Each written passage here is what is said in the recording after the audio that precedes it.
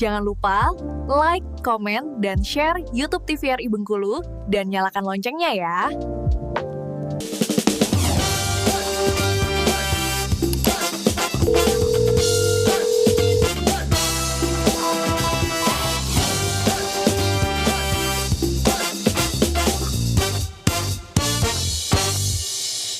Halo pemirsa, selamat pagi. Apa kabar Anda? Senang sekali jumpa kembali bersama saya Karo Fahmi. Kali ini di Dokter Kita TVRI Bengkulu bersama Kita Sehat. Dan hari ini kita akan membahas satu tema mengenai dampak screen time pada anak bijak menggunakan gadget tentunya ya. Dengan dokter kita ada Dokter Bella Diena Citra. Halo dokter, Halo, sehat? Alhamdulillah. Oke, dan juga ada Dokter Wenti Arbaini. Halo dokter, sehat ya? Alhamdulillah sehat. Baik. Nah, hari ini kita membahas tentang yang namanya dampak screen time pada anak dan juga bijak menggunakan gadget ya. Itu judulnya. Nah, ini kenapa ngangkat tema ini nih? Boleh Dokter Bella dulu.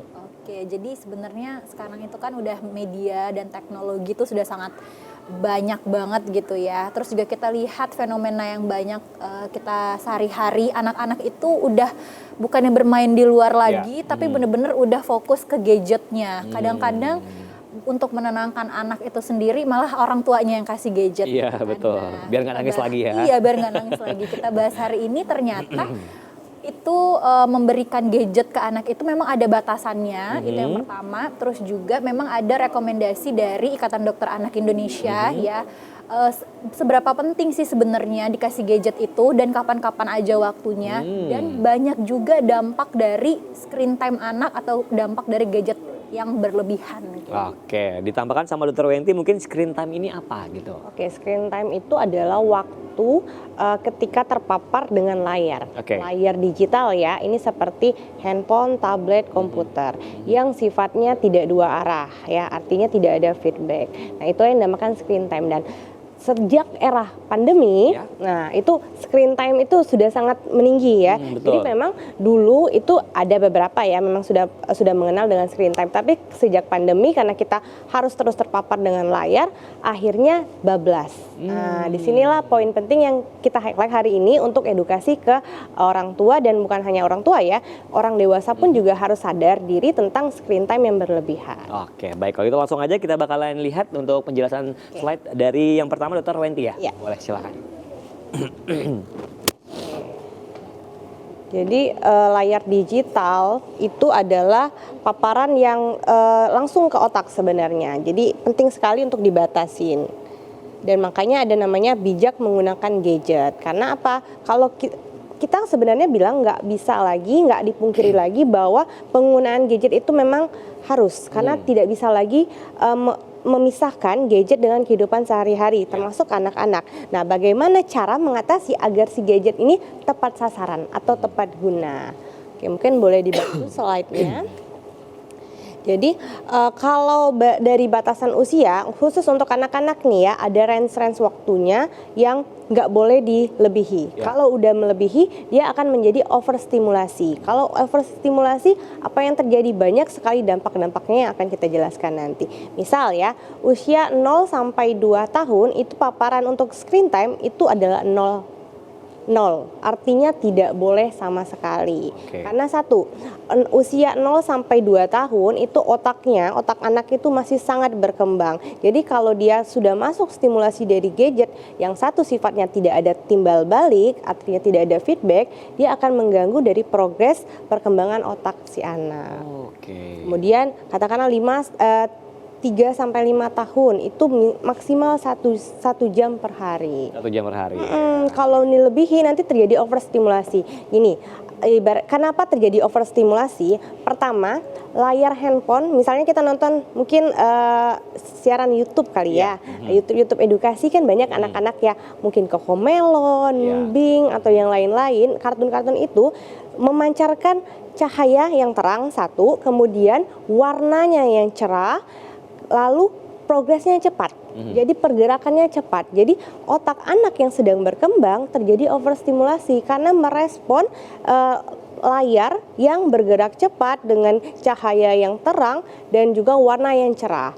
Itu membuat otak anak jadi terbiasa menangkap respon yang cepat seperti itu. Paling sering dampaknya, yang paling sering adalah speech delay, yang kedua adalah tantrum. Jadi kalau kita lihat speech delay ini adalah anak itu jadi terlambat bicara. Iya. Kenapa terlambat bicara? Karena tadi dia sering lihat handphone, diberikan orang tuanya, misal mamanya lagi sibuk masak, atau lagi beres-beres rumah ribet, gitu kan. langsung Iya, kasih gadget. biar dia nggak pusing, biar anak yang nangis dikasih handphone. Akhirnya si mamanya nyaman, tapi anaknya apa yang terjadi? Dia terpapar handphone terus-terusan, kan tidak ada interaksi dari handphonenya ya. Jadi apa? Dia tidak bisa berbicara dengan bagus atau misalnya kurang bicaranya. Karena itu tadi, karena tidak ada feedback dari si layar tadi. Akhirnya dia hanya bisa, mungkin beberapa anak itu dia ada yang kata-katanya bisa keluar ya. Banyak kata-katanya yang keluar, tapi yang perlu diperhatikan adalah apakah kata-kata itu dimengerti atau tidak. Kadang anak-anak itu hanya berbicara saja tapi tidak mengerti makna dari apa yang dia ucapkan. Ya, betul. Karena sifatnya adalah meniru. Betul. Jadi dia meniru apa yang ada di layarnya saja.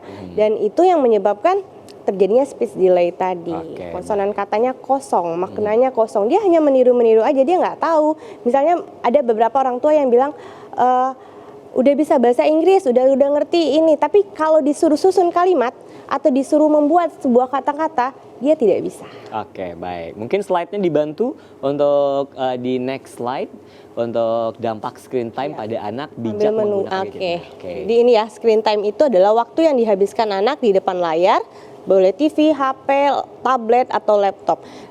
Contoh aktivitas adalah nonton YouTube, main game, scrolling, medsos, belajar online. Belajar online juga perlu di-highlight, boleh, tapi harus ada batasan waktunya. Ya, jangan terus-menerus. Benar, jangan terus-menerus. Mungkin memang kita kan lebih sering sekarang mengenal tentang daring itu dari pandemi. Cuman dari pandemi itu kan sekarang sudah normal ya.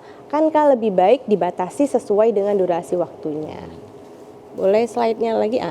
Rekomendasi screen time ya, kurang dari 2 tahun adalah 0 menit atau tidak dianjurkan sama sekali. Bagusnya tidak dianjurkan sama sekali ya? Iya. Boleh, mungkin pengecualian adalah video call. Tapi kan anak 0 sampai 2 tahun itu kan kurang mengerti ya. Sebenarnya kurang mengerti, cuman boleh untuk ikatan emosionalnya kalau misalnya memang diperlukan ya. Lalu 2 sampai 5 tahun ya, maksimal 1 jam per hari. Jadi kalau memang pengen kasih screen time untuk edukasi atau apa, bolehlah 1 jam per hari. Tapi dengan catatan harus diawasi.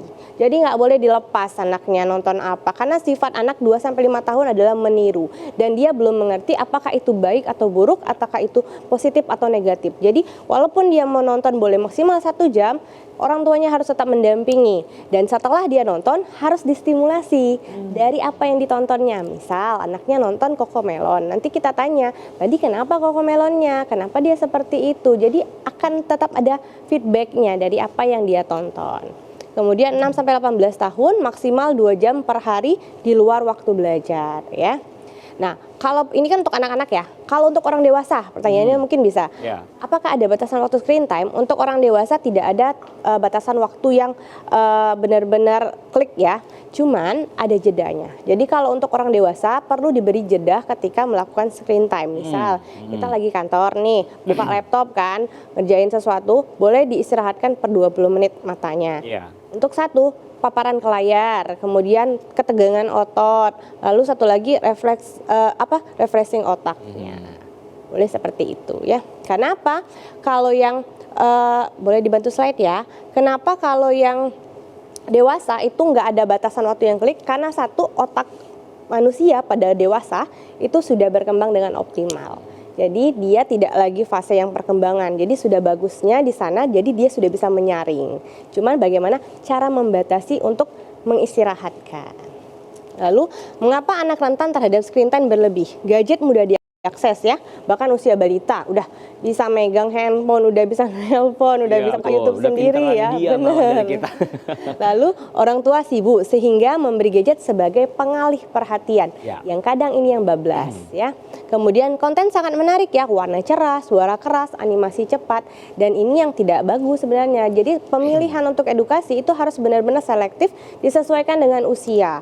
Kalau anaknya 2-5 tahun, dia belum bisa yang benar-benar cepat-cepat ya gerakan animasinya. Jadi harus cari yang durasinya agak pelan seperti itu. Kemudian satu lagi nih, pandemi COVID-19 mempercepat ketergantungan gadget untuk sekolah dan hiburan. Oh, ini semua karena pandemi kemarin Ya, ya. puncaknya adalah di pandemi sebenarnya. Oke, baik dokter, kita mau jadikan dulu, nanti kita mau kita jelaskan kembali seperti apa tentunya untuk dampak screen time ini sendiri. Nah baik pemirsa, tetap bersama kami di Dokter Kita TVRI Bengkulu, bersama kita sehat.